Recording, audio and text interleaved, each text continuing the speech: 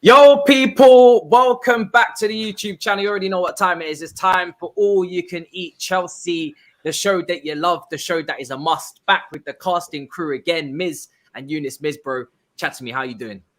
Yeah, good, bro.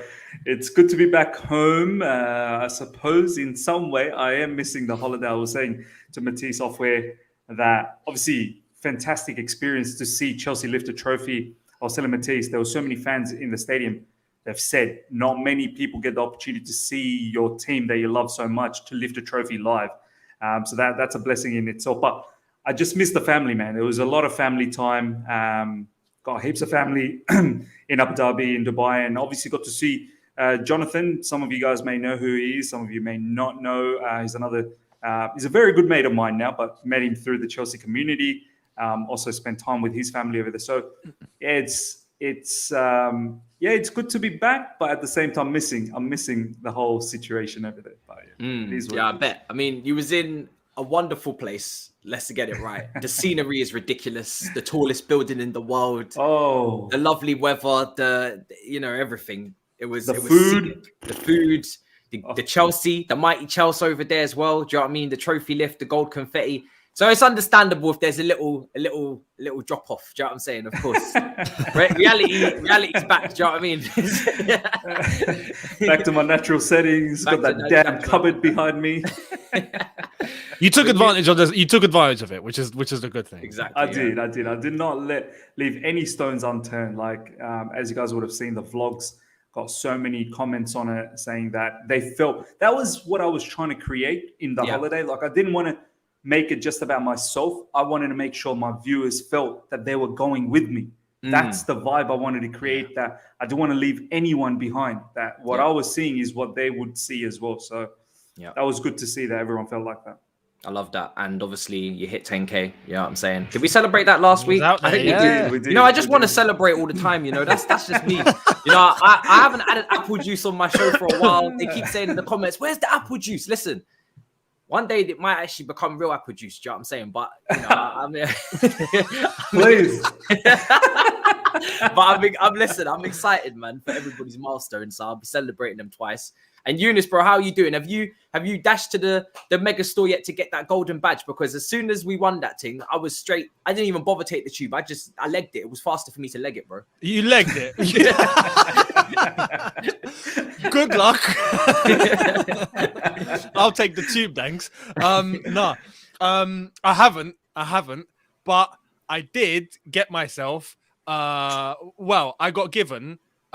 Which now Miz is the only one left standing. I need to get that. We're going to have to change this from All You Can Eat Chelsea to All You Can Eat Inter Milan. Basically. We will do that. When everybody's got the shirts, we'll all wear it at the same time. We might have to. I gotta get that. And it's funny because Inter yesterday might have done with a Lukaku, don't you think? Maybe so. or the result might have ended the same. You got to do it because I'll get the thumbnail and I'll change it. I'll slap Inter on top of it, cross Chelsea out with our Travago new training kits. But I have to say, I was just going to say, Younes, I know you're not on Twitter anymore, but I'm pretty sure Matisse would have seen this. There were so many Chelsea fans were saying, with the Lukaku picture and throwing out memes saying that my night is ruined now that Inter Milan's lost and this and that. Just making fake quotes. And it's just amazing. This banter with Lukaku will never stop now with the whole Inter Milan situation. It's turned into a meme. It's turned into a proper meme. But I have to say, the top is fantastic. I actually like it. If it wasn't for the whole Lukaku situation, it would be something I'd be like, yes, this is amazing. So nice. I've got it. Apart from that, your Club World Cup, we've won it. Brilliant. More trophies. Even when we're a little bit, here and there and dodgy, we still win cups. It's just how we do it, don't we? It's just the way that Chelsea run. This is how we do it. Listen, I can play you some music if you want. This is how we do it. Go on, Miz. Go on. So give us a sing song. Hopefully, YouTube doesn't strike us for that. This is how we do it. Sha-la-la-la-la-la. It's Friday night. What is this? The most royalty-free, copyright-free piece of music you can find. Oh my days. I don't know if that was the right song, and I'm not much of a producer. I don't know if that was the right beat for Miz. I'll keep looking through my my options here as we go through the show. Just be careful because you might not get monetized. No, this is actually part of StreamYard. This is part of StreamYard. So it's royalty free. Okay. Yeah, we got new music on StreamYard now, so we're actually all good. Loving it. Loving it. But in terms of obviously, there's no Younes drama. Disappeared. Yeah, don't worry, I'm here. Disappeared again, Younes. He's been captured. I think I'm here. Younes, they're onto you, bro. You're doing something naughty. What was we even discussing? There we are. We was talking about obviously, the memes that are going around as well. Before I get into just briefly those Champions League games as well. I can't wait to go to Lille next week. Can't wait. Champions League as well. So I'm very much looking forward to home or away first game? It's home first of all, next week. Okay, cool. Yeah. So I'm going with Anita. I thought it was away. I thought you're going to France. That's what I thought. And then Anita very quickly corrected me in the group chat. She was like, no. Home first, yeah.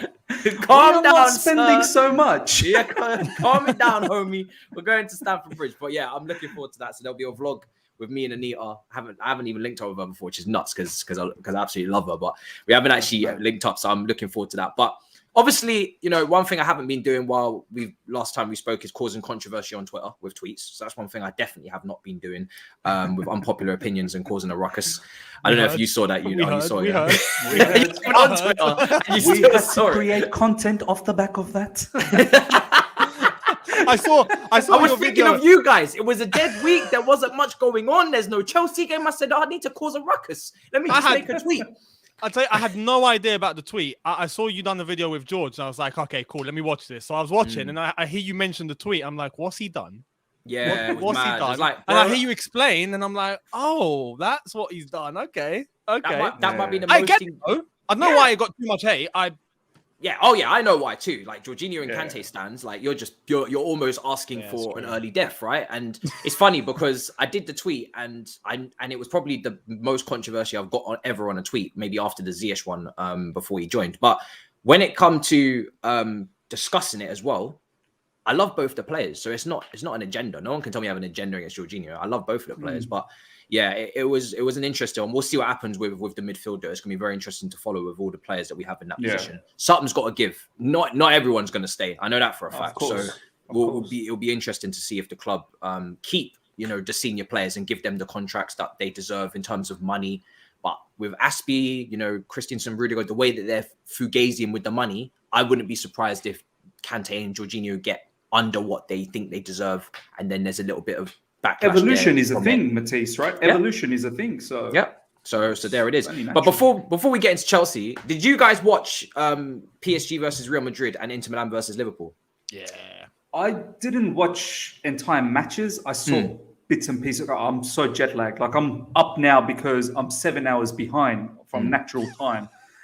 So by the time Champions League comes around, I'm fast asleep. Yeah, I did see the highlights. So, but can I just say congratulations because you didn't miss shit. Yeah.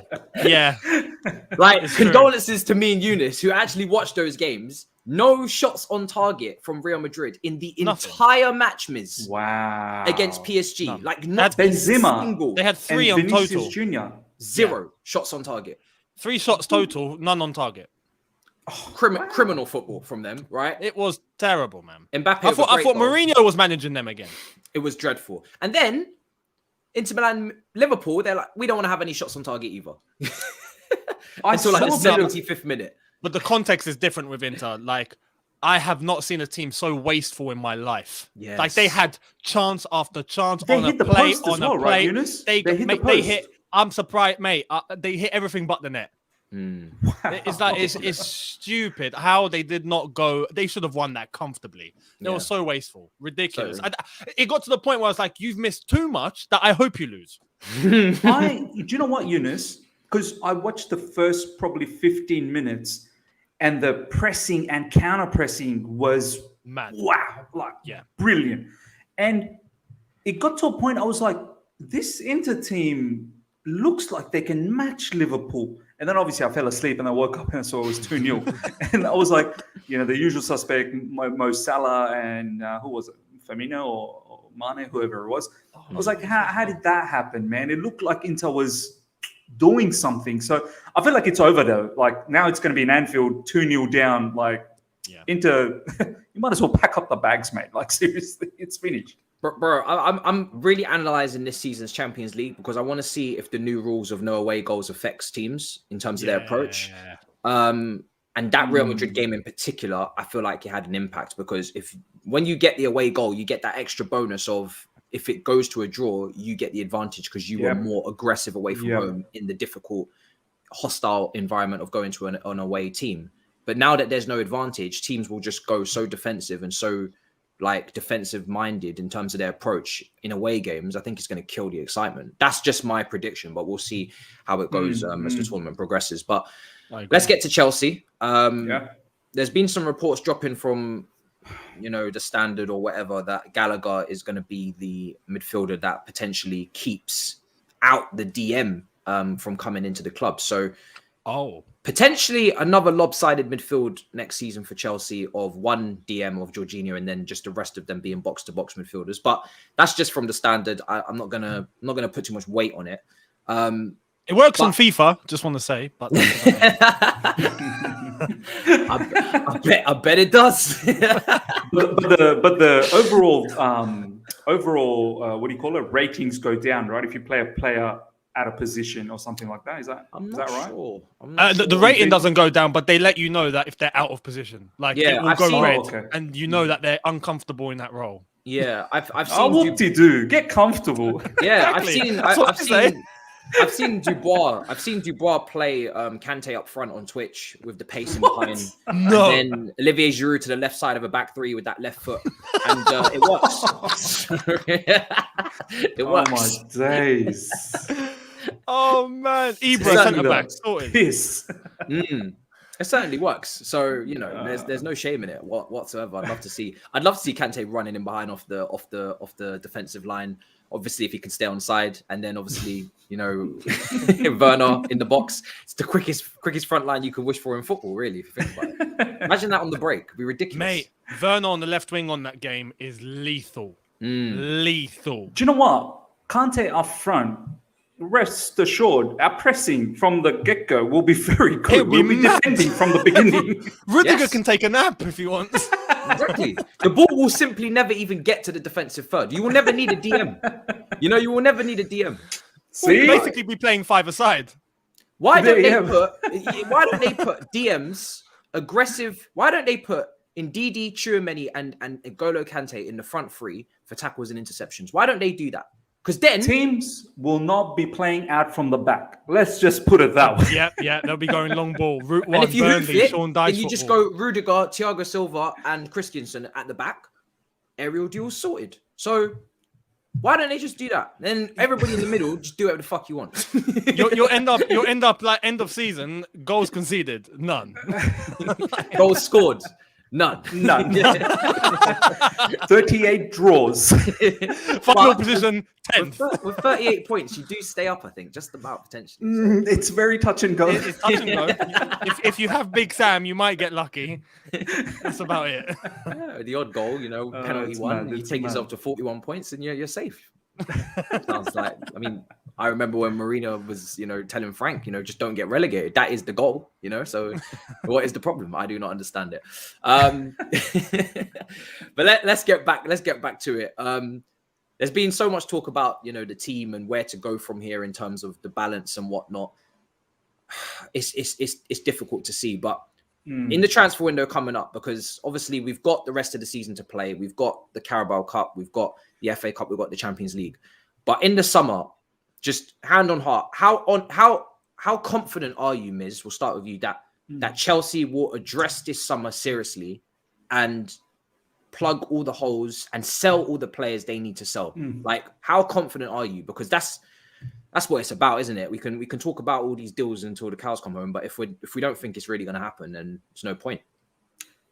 If I'm being honest, history suggests I can't be confident. Like we had issues in January. We've known with the left wing back position well before, and our scouts did not even have a list of players that we can go to. The list contained Emerson, who was already our player, and we failed to get even our own player.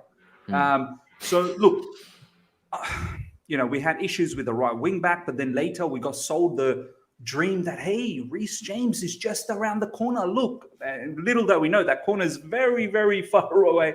Although, yes, he's just, maybe in the next 2 weeks, 3 weeks, maybe start of March, he could be back. But once again, Thomas Tuchel had to produce stuff, out of the bag and pull us out of this situation. So look, Matisse, I'm not confident. As you said, there's a lot of homework that needs to be done. Not only the players that we are so excited about coming in, we've got a lot of players that don't fit in or they don't want to be around. Let's be honest. Not that long ago, Athletic article came out and it clearly stated there's quite a few disgruntled players that don't want to be around. So we need to find a home. And our hierarchy, they're not the greatest when it comes to doing financial agreements. They want to get the best of the best deal. They don't want to cut any losses.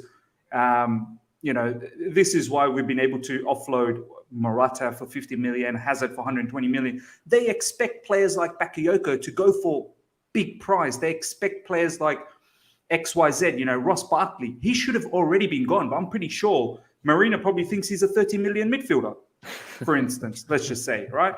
So we need to be very humble as to what we're going to do. There are players that needs to go. And with the players that are coming in, boys, we have to be able to do the homework now. I don't want us to go to summer and then open the books and go, so which position are we going to strengthen? Look, you need to know where you strengthen now. You need to know immediately now. So that come summer, you're executing.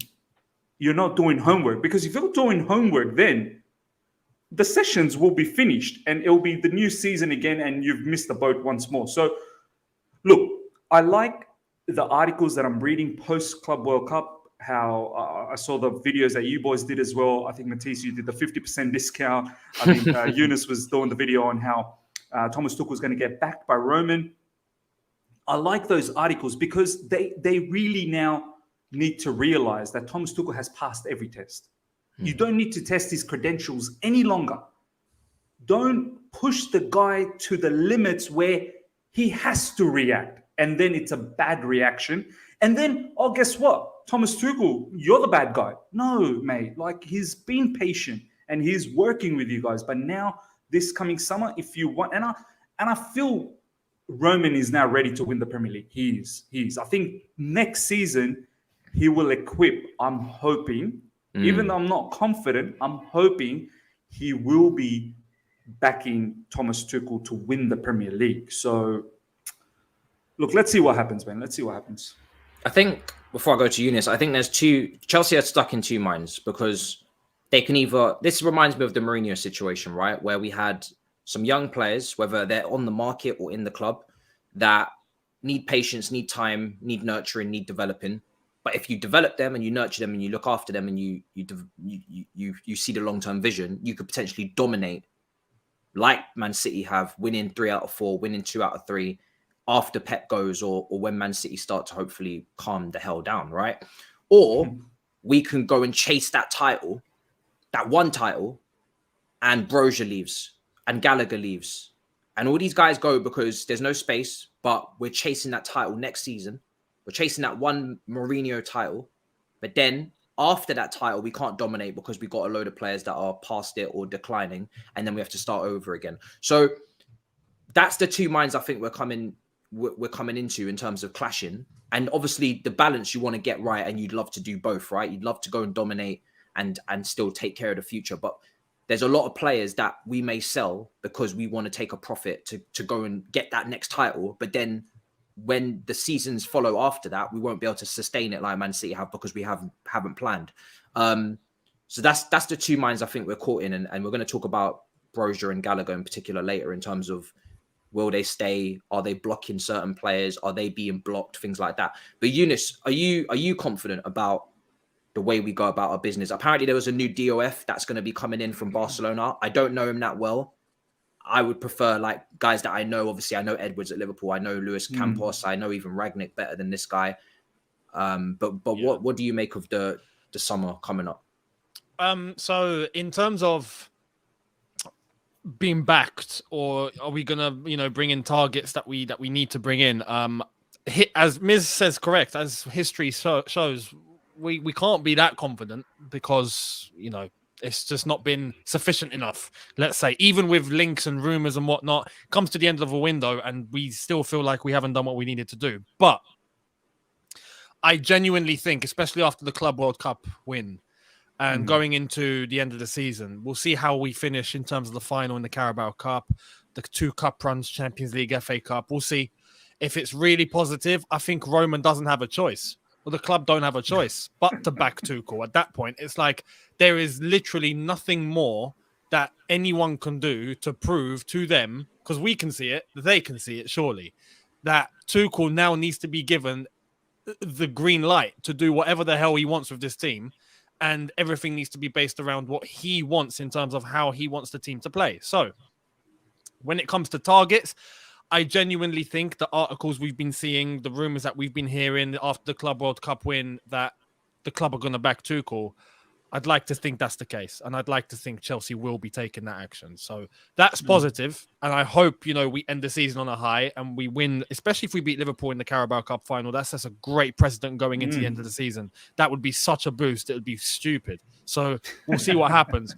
But in terms of director of football, the sporting director, my last 2 videos have been on that. Yeah. So I've done the video in terms of Ramon Planes, who was at Barcelona, but I don't really like to say, he was at Barcelona. He was only there for like a year and a half. And then, the whole thing collapsed and he was part of that and he had to get out. So, I don't like where this story is going, bro. I'm not really, in terms of his time at Barca, yes, he oversaw the promotion of Gavi, for example. He saw Pedri coming to the club. Cool. Nice little couple of players there. So that's great. He was at Tottenham a few years ago when Dele Alli came from MK Dons to Spurs. He oversaw that. Now, some don't like Dele Alli, some do. I mean, we all have our thing on Dele Alli. He's a bit of a, his mentality isn't all that. But as a footballer, his ability in terms of spotting talent, he was a talent at the time. He definitely was a talent. So there's positives and there's negatives. But what I saw yesterday, or from the comments in my video because of that Ramon Planes video, was everyone talking to me about Michael Edwards. Yeah. And that Edwards is leaving Liverpool at the end of the season. At the end of the season. In summer, he's available. But now, why he's left and why he's not extending his contract? Yeah. Apparently, it's family reasons. So apparently, I've heard that. Yeah. So apparently, he's taking some time to spend time with his family. It's nothing to do with the fact that he's got bored at Liverpool. He wants a new challenge. Apparently. So I don't know what one it is. That's the thing. He did mention in that letter that because he's been there for over 10 years, that there needs to be, as Miz said earlier, evolution. There needs to be passing the reins over. You can't just stick with the same way. You got to evolve. So I like that. It obviously comes to the point that Newcastle are trying to tap him up now. Newcastle are trying to tap him up. Apparently, he said no to them as well. Apparently, he said no. But Newcastle are still in the conversation. I think Chelsea need to at least try and be in the conversation there. If he does what he does, that's his own reason. If he says no, he says no. But try. So exactly. I hope go and chat. Go and chat. If you get turned down, you get turned down. Yeah, man. That's it. But it's you move on to the next. What have you really got to lose? Do you know what I mean? Buy him a drink, and if you get turned down, just keep it stepping. Do you know what I'm saying? Then Lewis Campos is on the other side of the box. Well, this is the thing. It reminded me of when we went after Peter Kenyon in 2004. And we got him from Man United. And it wasn't a case of him leaving United. We took him from United. He was working and he was happy. And we were like, yo, come here. He was like, okay. Like, you got to try. So it could be a repeat of history. And I hope we do get a sporting director in that's proper, because that's the hierarchy. You look at Liverpool, they've got Michael Edwards. They've got, is that Julian Ward just under as a deputy sporting director, who's now going to take the reins. And he's been there since 2016. Like, that's a hierarchy, man. That's what you want. See, my only thing is, and I don't know if Younes, because I didn't watch that video. I really was meaning to watch it. Jet lag's killing me because I'm really interested to see those videos. I would. I wanted to ask you, with the new director of football coming in, let's say someone like Michael Edwards, if we are able to get someone of his caliber, or a Campos or whoever. Our dynamics in our hierarchy is a lot different to other clubs, though. Like, they give you the title, but at the end of the day, you don't necessarily have all the powers, because the powers at the end seem to always lie towards Roman and Marina. So you don't necessarily have the green light to do whatever the hell that you want to do. Do you feel someone like Michael Edwards coming in would flourish in that sort of environment, to having to always knock on the door and go, hey, Miss Marina, what about this player? Do you think this, like, do you know what I mean? Like, I feel like, I don't know whether the dynamics, it's not same as other clubs. I feel like that needs to change a little bit. Yeah, there needs to be a bit of loosening, because Marina right now is the club director and she's basically overseeing everything. Whereas if we got a sporting director in, or director of football, that's his role, or her role would be just football. Forget business, football. So there needs to be, compensating between both parties. There needs to be both of them working together. If not, it's not going to work. So as long as Marina can relinquish the footballing side and allow, not the business side, that's her. She keeps doing what she's doing. As long as it comes to the targets, it comes to the infrastructure that the team has, the resources that Tuchel and the players have, footballing side, scouting, in terms of, are the scouts doing what they need to do? That's going to be the sporting director's job, to keep them on their toes. And then after that, if there's anything that comes aboard in terms of a transfer target or whoever, or he's discussed with Thomas Tuchel, this is what we need to do in order to, get Tuchel to do what he wants. Okay, take that to Marina. Okay, how much is this going to cost now? Can we get to the business side of things? There needs to be some sort of working together. That's what I'm worried that at times Marina will say no. Not that she'll say no, boys. It's the fact that she messes with the deal far too long.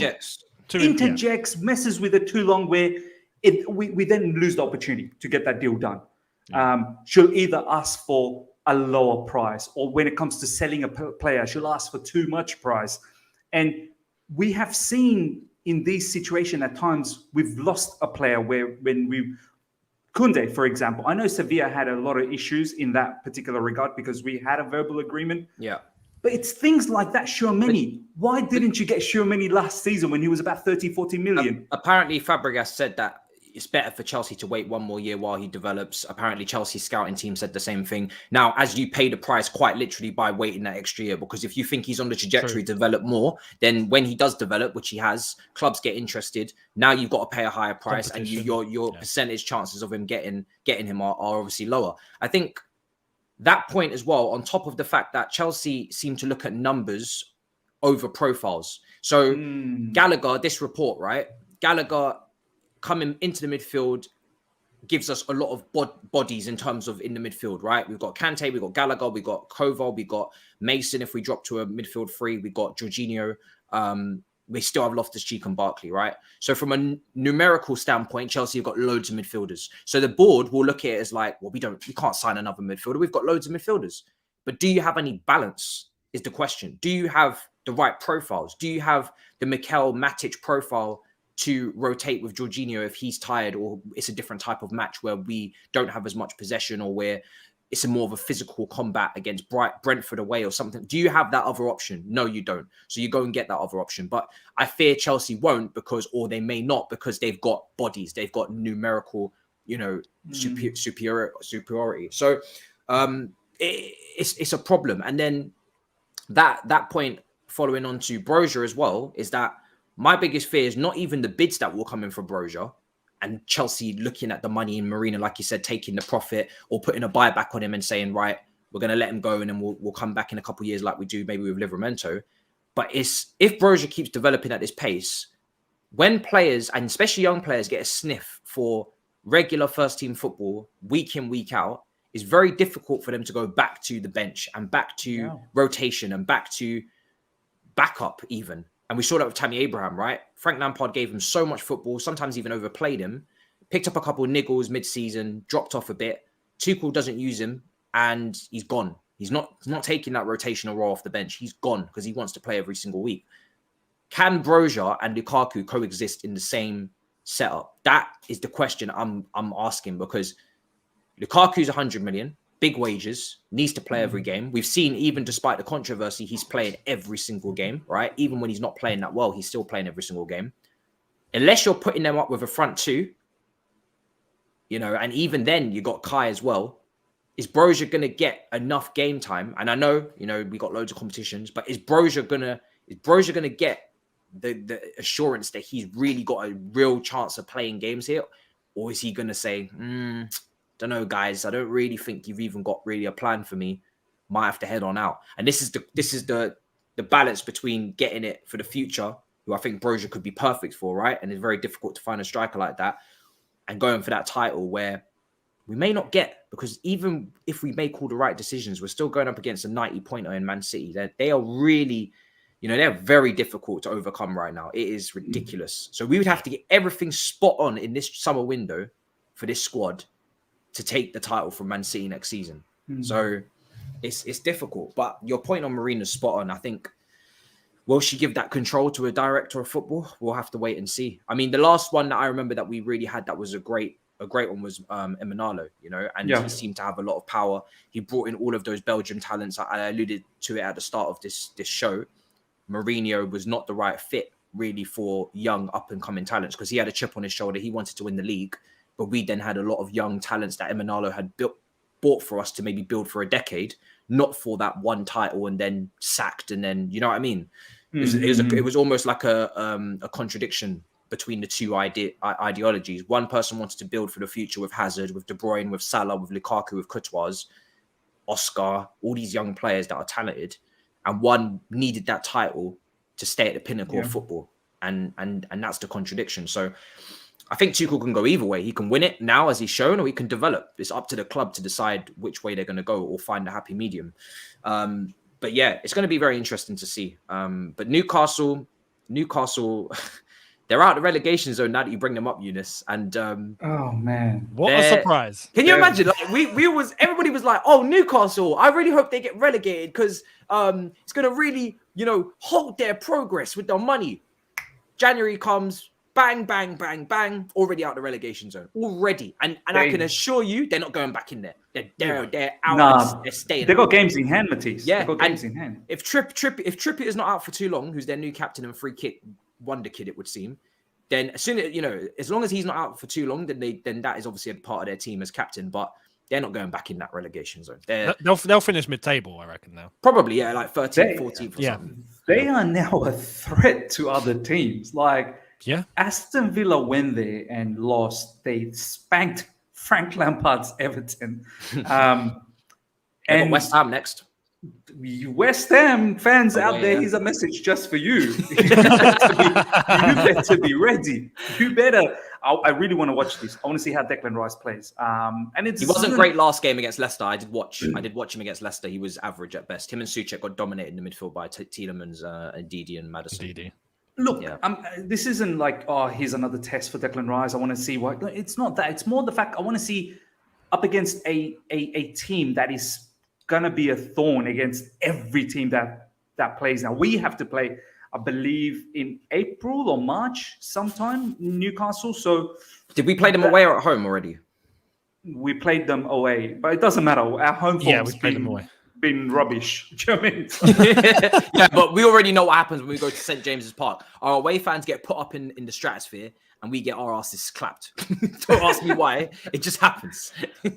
So look, I mean, Newcastle did not mess about in the January. Day one. I think it was day one when they announced, who was it? Or was it, am I thinking of someone? I think I'm thinking about Everton when they announced that left back. But throughout the January transfer window, Newcastle just bang, bang, bang, bang, bang, got the players in. I don't even think we saw that Lyon player play yet. Guimaraes? I think we haven't seen him play as yet, or have we? Has he played yet?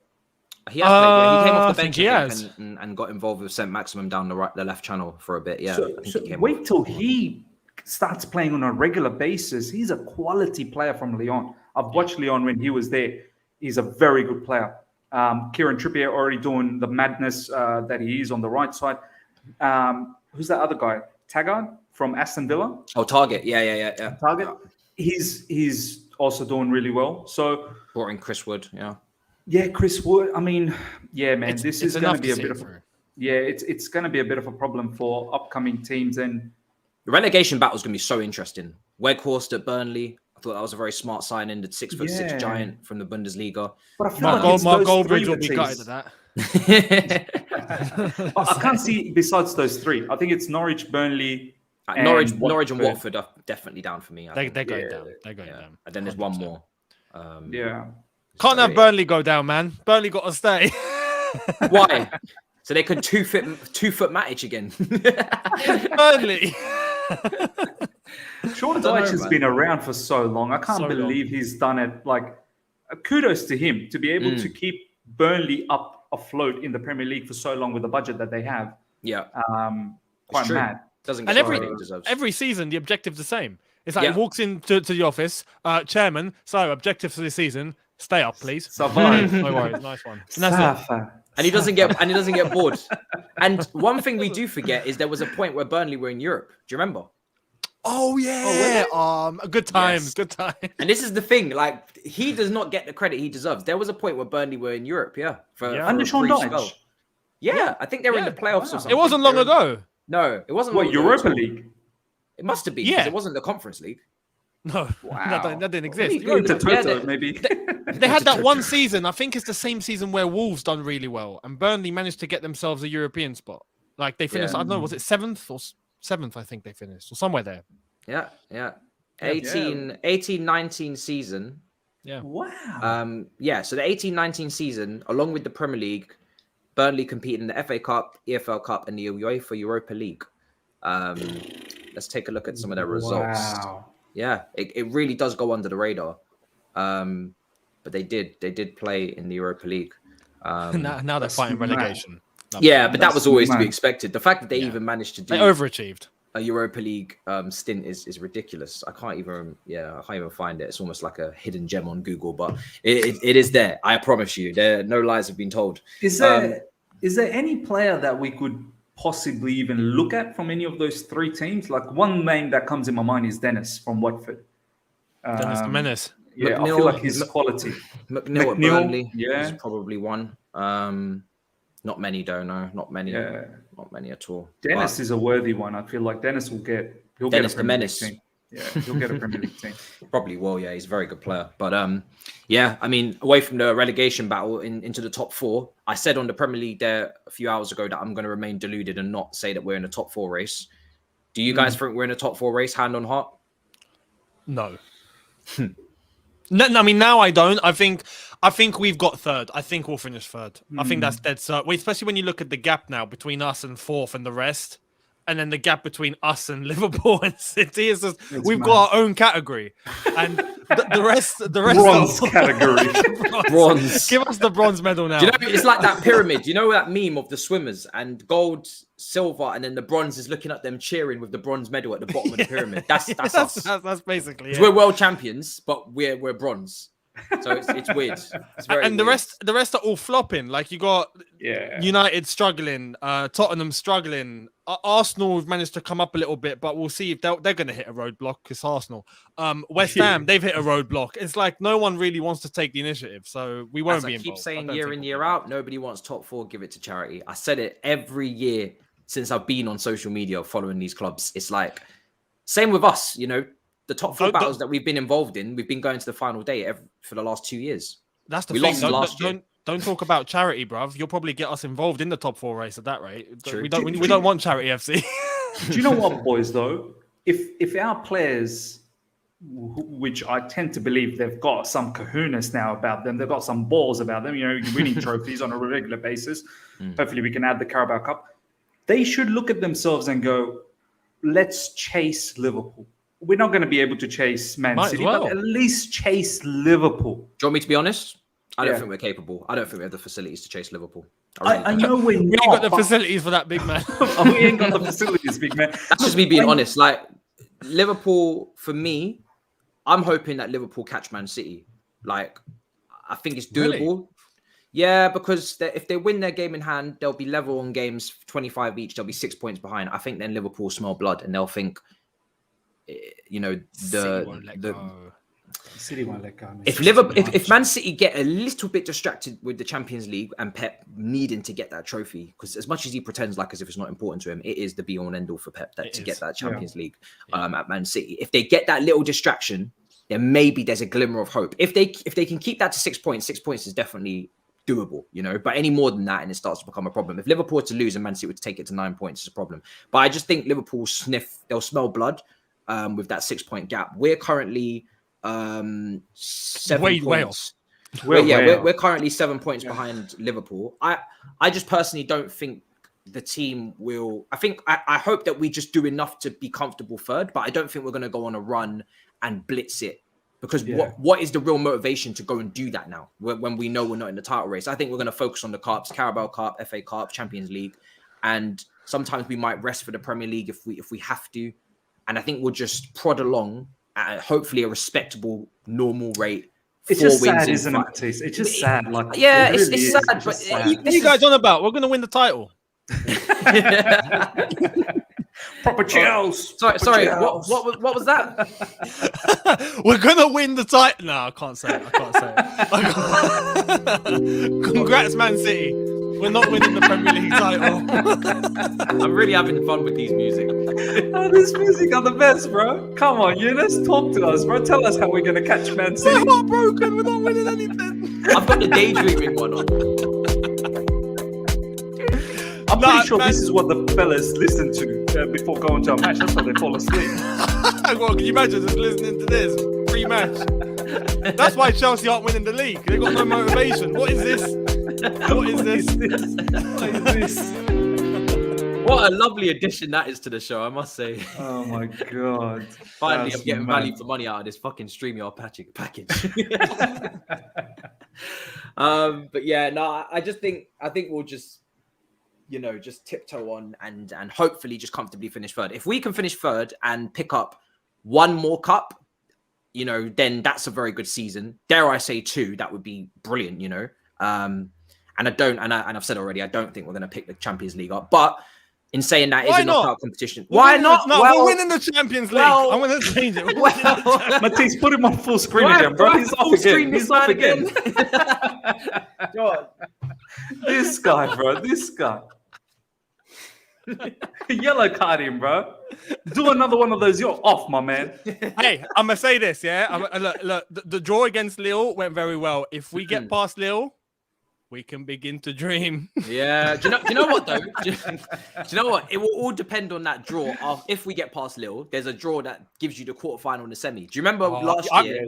We did the draw. I remember. We did the live stream, right? We all did live streams. We were like, if we get Porto and Real Madrid, and then Liverpool.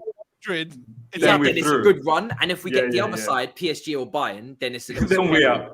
Yeah, and we've got the right side. So if everybody gets drawn onto the nice sides, that if there's a weaker side and then and we get on the weaker side, then maybe it will go well. But I do think that left-hand side is going to hinder us. We already saw against Palmeiras, Hudson-Odoi had to play left wing back. That's because Alonso's not good enough. That's because Malang Sarr's not good enough going forward. In a back four, Malang Sarr will be better defensively than Alonso, but he can't give us any width going forward. Alonso has no pace. Any winger worth his weight in salt is going to absolutely tear him up pace-wise in transition, like a Gnabry, etc. And we have no solution to that. The solution is Kennedy. And according to Filippo, who I spoke to last week, the Palmeiras fan, Kennedy wouldn't even start for Palmeiras. So I saw that. Yeah. So, and that, by the way, that preview, that's one of my most proudest previews on this channel, I think, because just in terms of knowledge, that was knowledgeable. It was so spot on. Like everything that we spoke about was spot on. Like we literally told you how the game was going to go. Like, and even the prediction 2-1 and extra time went that way as well. Usually I get my predictions spot off. I'm usually like, oh yeah, it's going to be a nice, comfortable win. And next thing, Chelsea are like 0-0, Daddy Welbeck, hello, sir. Do you know what I mean? So, yeah. I know the feeling. Yeah, it's nice. It's nice to get one for right for once. But Champions League this season, it will be very much determined on the fixtures that we get. I think because we are weaker. Even pressing from the front with Lukaku, we're a bit weaker than we were last year as well. So I don't think we're stronger going forward or defensively. With that left-hand side as well. So, but I do want to put this out there.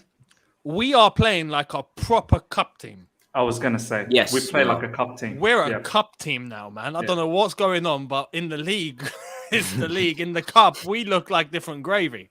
So instead of you have to suffer, we have no motivation. Now, you know what? No trophy, no care. Like literally, if they can't see a trophy, they don't give a shit. Exactly. If there's no trophy, guys, you get a trophy at the end of. No, shut up. We don't care. Okay. Is there a trophy when we walk out? No, shut up. Then we don't care. It's almost as if the upcoming Crystal Palace game, we might as well just create a trophy like a local derby or something. There's a trophy, boys. If you win this, you'll get something at the end of it. But no, you're right. The Southwest London postcode derby.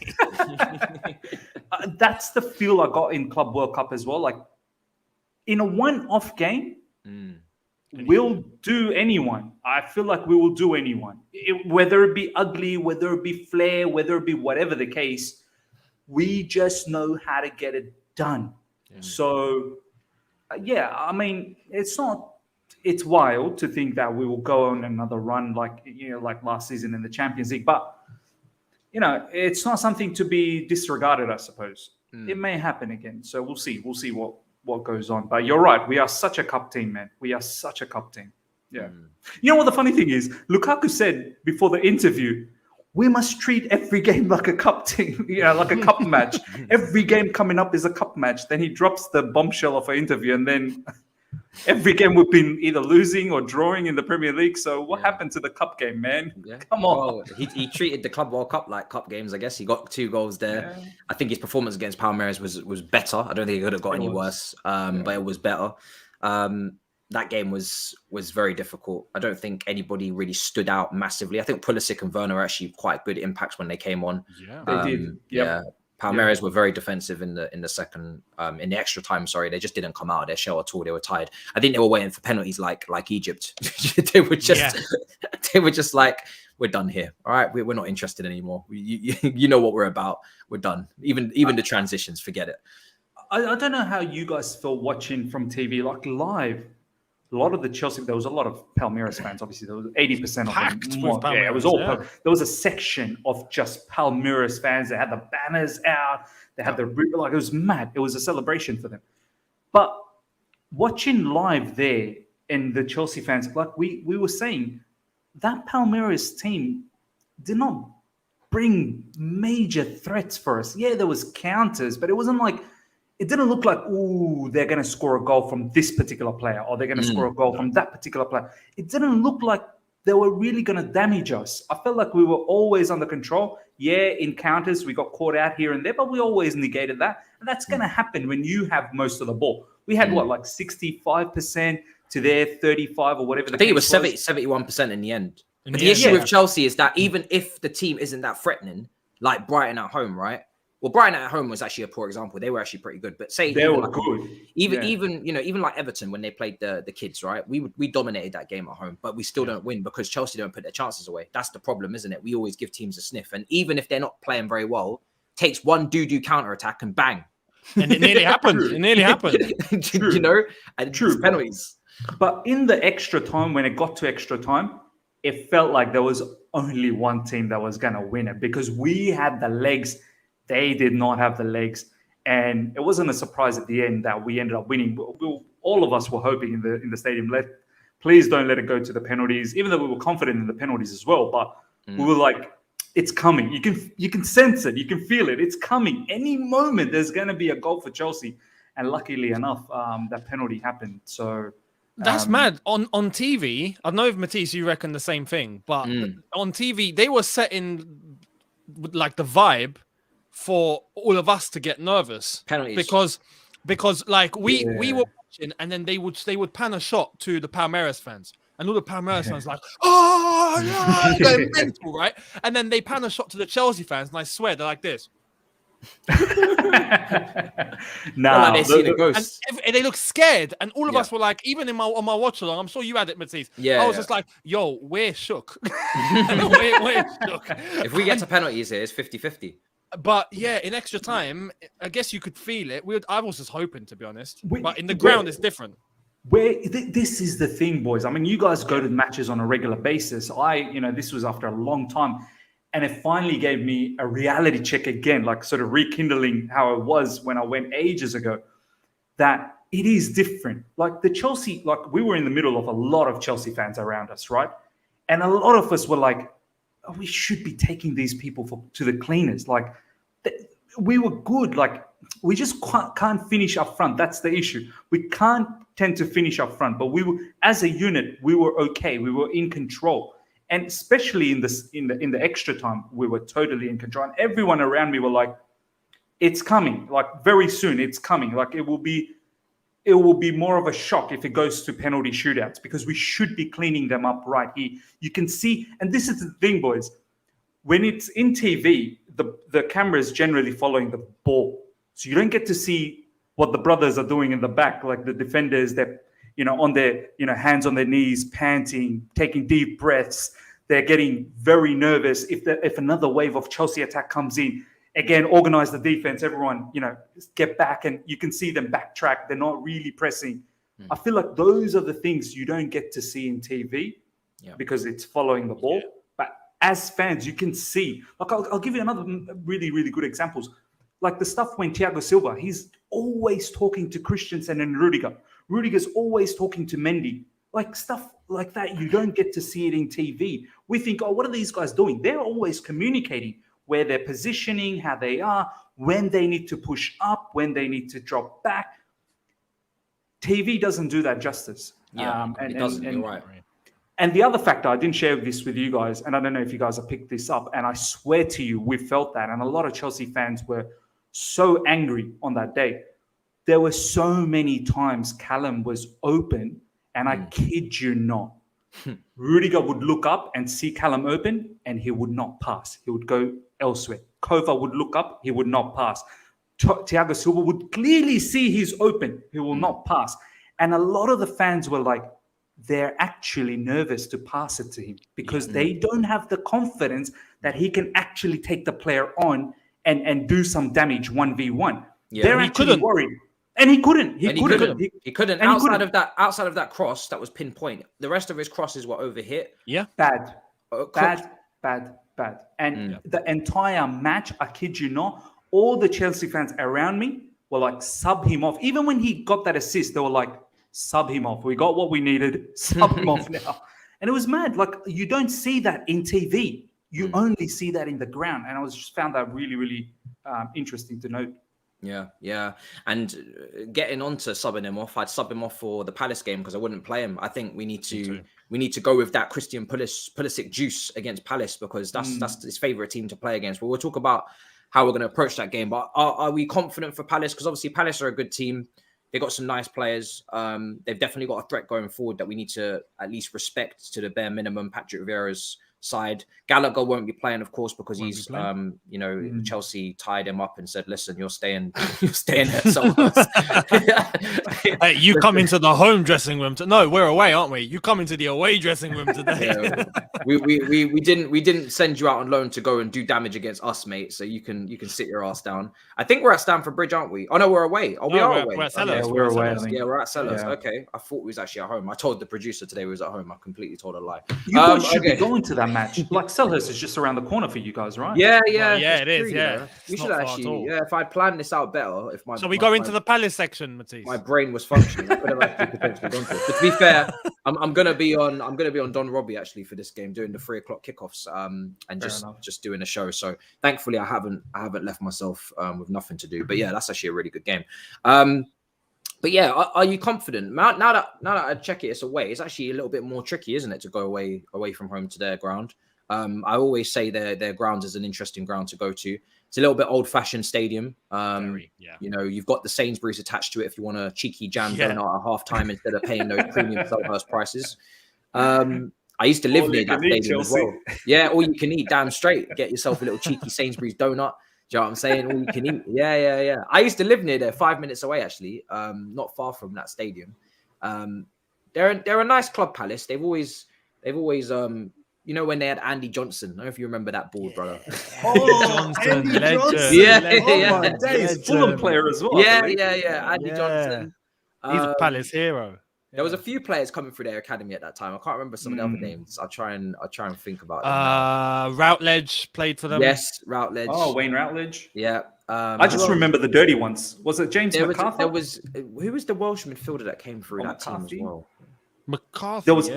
There was an Australian player. Australian player. Oh, he was the captain. How can I forget his name? Oh my God. Yeah. Oh, what's his name? The bearded guy.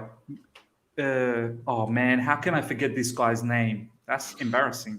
I can't remember now. Palace Australian player. Captain. I can't remember. I can't believe we're doing this. Jedinak. There you go. Mile Jedinak. Yes. You guys remember him? Jednak. I've got him here. Oh yeah, the midfielder. Yeah, midfielder. Yeah, midfielder. I remember. Yeah. Van Arnholt. Yes. Played there a long time. Who came? Victor Moses. That's who I was thinking of that came through. Victor Moses. Nathaniel Klein. These are the guys I'm thinking of. Yeah. Wan-Bissaka. Wan-Bissaka. Yeah. Ben Watson. Ben Watson was one of their big ones as well from the youth academy. These are the guys that I was thinking of. As I used to manage them on Football Manager, but we digress. But yeah, I think Palace is an interesting one, especially away from home. It could get tricky. Let's go through. Obviously, we don't know press conference wise who's available, but luckily this team have had a whole week to prepare, so there really isn't any excuse in terms of performance. Right? You've had a whole week. Could be jet lag like Miz, so maybe we'll cut off a few days there. We know Kai likes to make those weird little faces when he wins trophies with his tongue, dangling out. So maybe he's a bit jet lagged. Hopefully he's come back to earth now after that winning goal. Without knowing completely the grand, I guess we know Reece James won't play. We know Chilwell is obviously out. Who else is out that we know 100%? I think Mendy came back late. He was having some holidays there still. He was in Dubai with his family, I think. Mason came out with a little knock. He's hurt. He might not make the final. He might not make the final. Yeah, 2 weeks. Okay. He might, yeah. So we know that, and unless there's any new ones that pop up tomorrow in the press conference from training, then those were the people that are out. Who do you? I'm not going to go through the whole 11 because then you wouldn't watch our previews, and you must do that after this when the plugs come. Who do you have to see in that Chelsea team, Miz, against Palace? Who do you think is like the main guy that has to play in a game like that to get a result? I need to see Kai Havertz, boys. I've honestly always been, and Matisse, you know this, and probably Younes knows this as well. I've always been a little bit skeptic about Kai Havertz. Like, I feel like his nonchalant sort of attitude, it kind of brushes me in a different way at times. I want to see.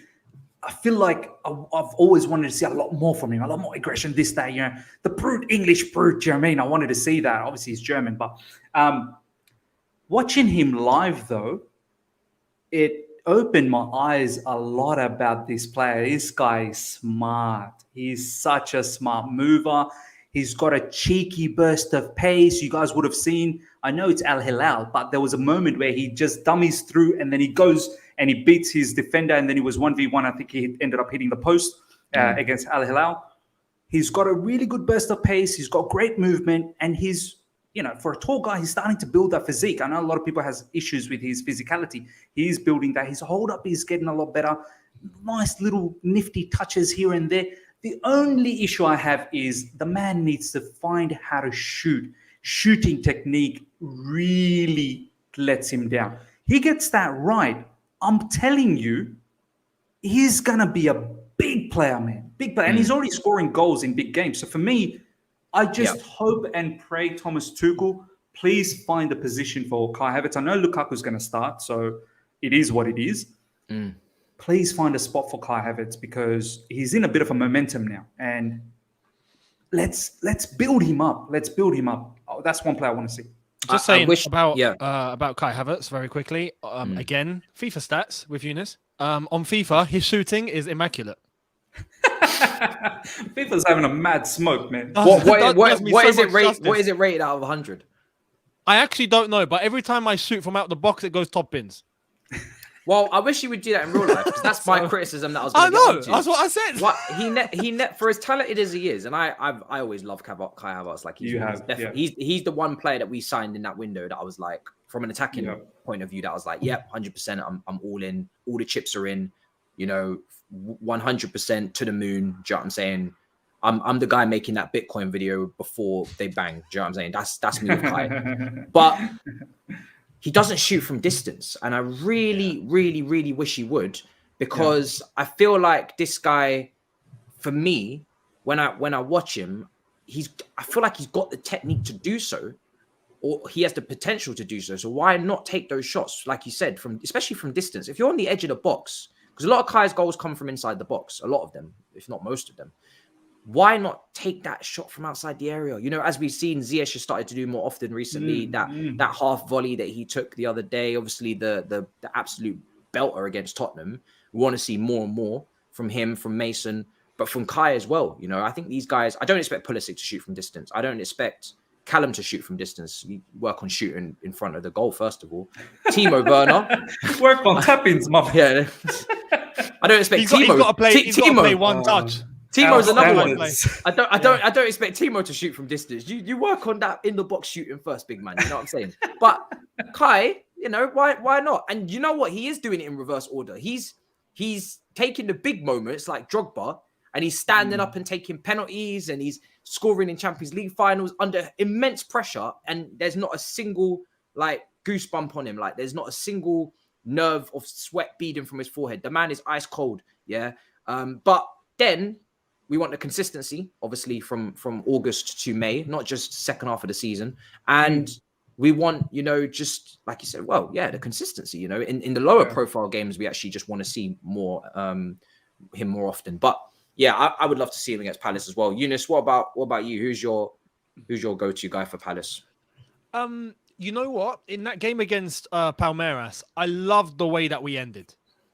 So when we made those subs and we changed everything in that front line, Werner came on, Pulisic came on, the dynamic shifted, man. And you just saw how fluid we started playing. Yeah. Let's do that again, because I loved that. I loved it. In terms of, and it suits exactly the circumstances that we have. Like Mason Mount wasn't involved because he'd come off injured. Everyone else that we've been asking for some sort of consistency, Pulisic came on, made a difference. Werner came on, made a difference. I'd love to have that. Havertz stayed on.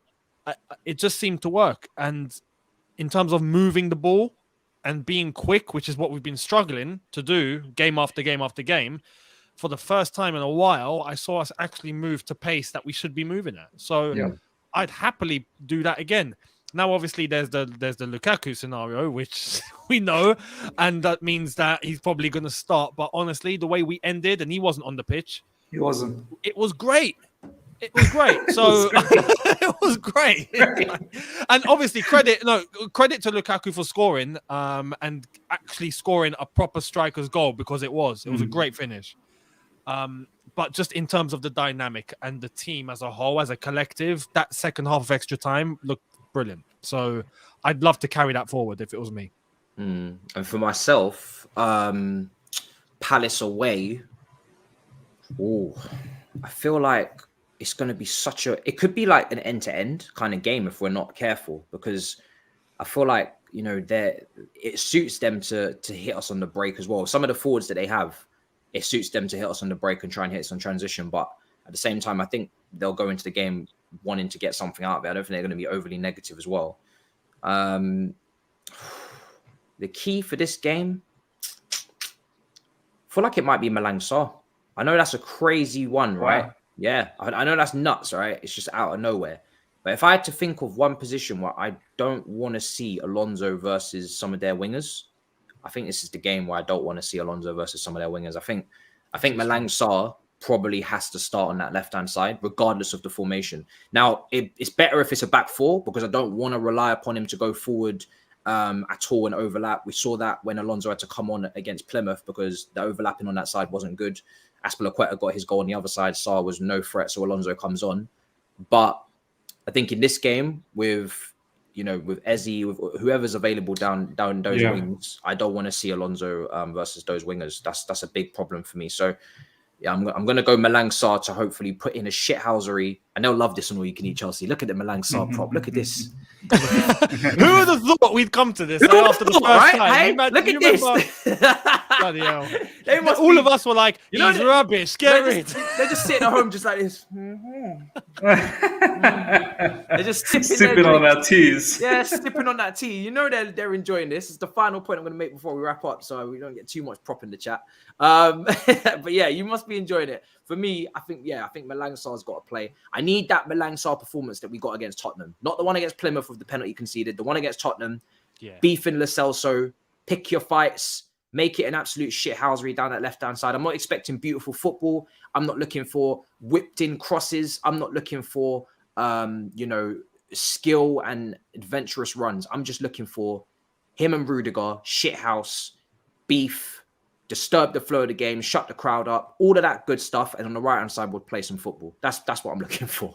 So that's what I'm going to go with. But we're going to wrap up now anyway, because I got to head on to another show directly after. And I think it's pretty late over there for Miz as well. So as he tries to regain his schedule. I'm so wide awake. Like, it's not even funny. It's midnight. Messed up. Yeah, it's a mess. It's an absolute mess. But yeah, we're going to wrap up. Guys, make sure you smash up the icons. Do not forget to do that. Let us know in the comments what you think of everything that we've discussed. Let us know what you think of the new background music for Younes when we have our little dance. Let me know if I'm a good DJ or not. And what do you think of his predictions? Don't forget those. Younes, let them know where to find you, bro. Big up. Great show as always. Absolutely, man. Thanks for that. And Younes Talks Football. Same old. Obviously going into the Crystal Palace game on the weekend. So tomorrow, preview for that. In the meantime, seeing what's going on, commenting on that. Hey, funnily enough, tonight we have a Champions League worthy Europa League game. Barcelona Napoli.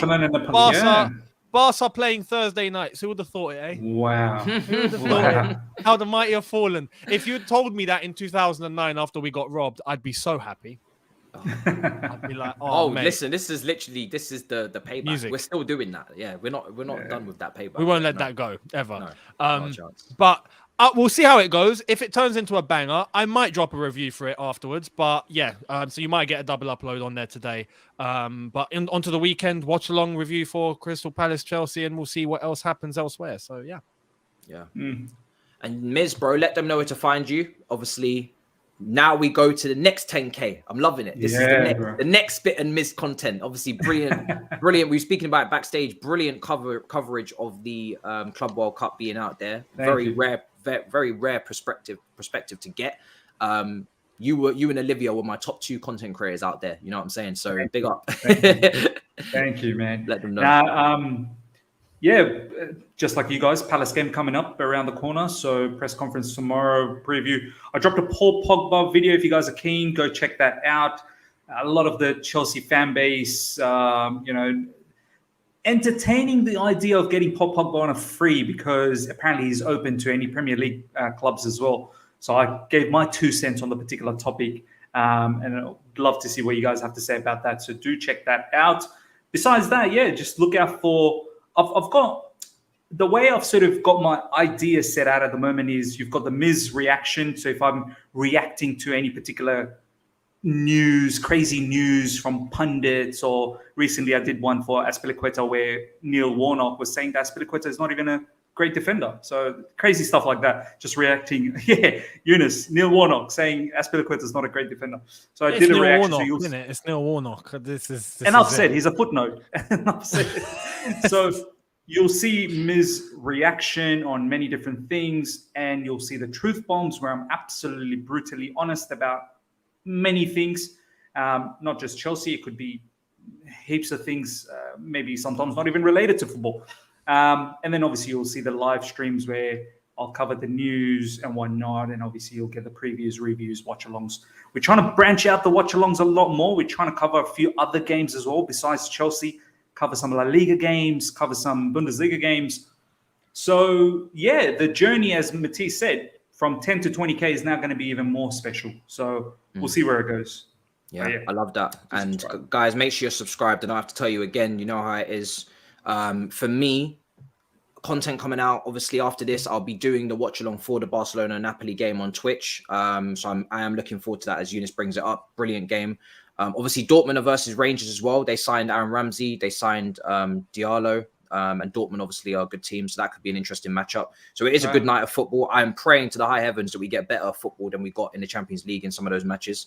And obviously Big Six at 9 p.m, flawless after that on Twitch as well.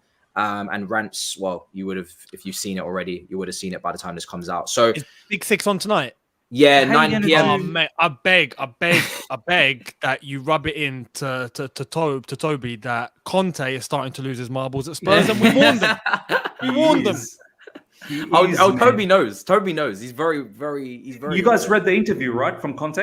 Yeah. Sky Italia with another madness. Yeah. With yet another madness. Sky Italia are just breaking into people's homes and interviewing them. Yeah, gone are the days of Sky Italia actually saying, we're going to wait a while for an interview. We're just going to start breaking into people's yards and start interviewing them while they're making pancakes in the morning with their toast and avocado. Destroy their life. Yeah, fuck club permission. No, we don't need that. You come and chat to us right now. Tell us what you're really thinking. All or nothing. They got competition.